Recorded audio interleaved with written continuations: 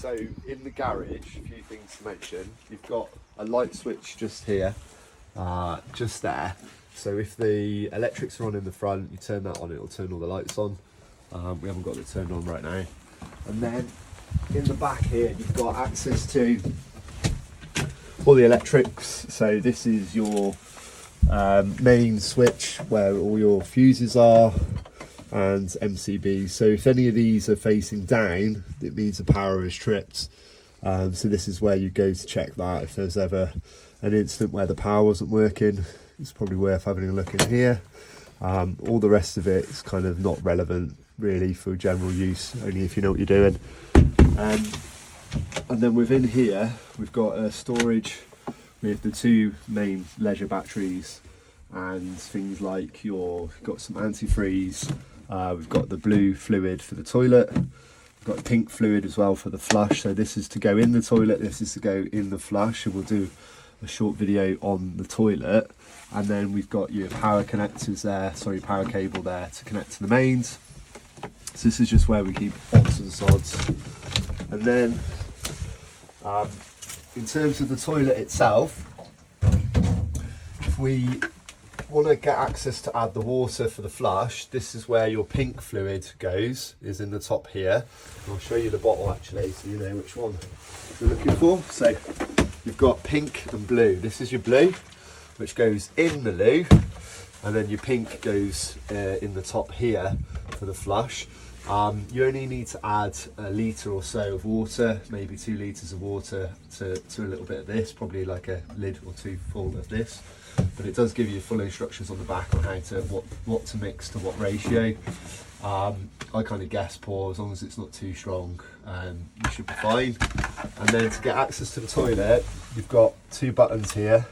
Press them down, that opens up the main cassette, and then you pull this lever up and that pulls the toilet out. When the toilet is out, it should look like that. And what you're doing really is effectively, this is where you fill and empty out of. So you can put the lever up, it says, and that can be transported to wherever it is that you need to empty it out of. This will be where you empty it, and as you take that lid off and pour into the toilet, into wherever the waste disposal is, it can be a toilet, it can be a designated point on a site, you press this button here to create, it stops like an airlock, so it just pours out easier. And then you sort of fully empty that, you add your blue, and you add a couple of litres, maybe 3 litres of water into there. I like to put as little water as possible, just because it fills up pretty quickly. And then that just goes back down like this, and put your lid, your handle back down, there like that, and then that just slides into here. Just want to make sure your handle's clipped back down, and that is really your toilet. The only other thing I need to show you for the toilet is when you're inside the toilet, there is access to the back through there. It's quite tight, tend not to use that very often, but if you really need to get in there in a pinch, you can get through there. Obviously shower, explain the toilet. So I'll get in.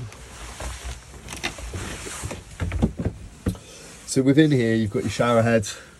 The door, it's quite good to put this outside the door. You do get a little bit of leakage through the door when you're in the shower. Toilet wise, so you turn it around like that to use the toilet, and then when you're not using it or you're having a shower, you turn it around like that. This is for the flush. This will have water in it, but if you do run out of water, there's a spray that you can just spray in the toilet when you're finished. Just keeps it clean. And then to open up when you do use a loo, you need to open up the valve to allow liquids, etc. to pass through.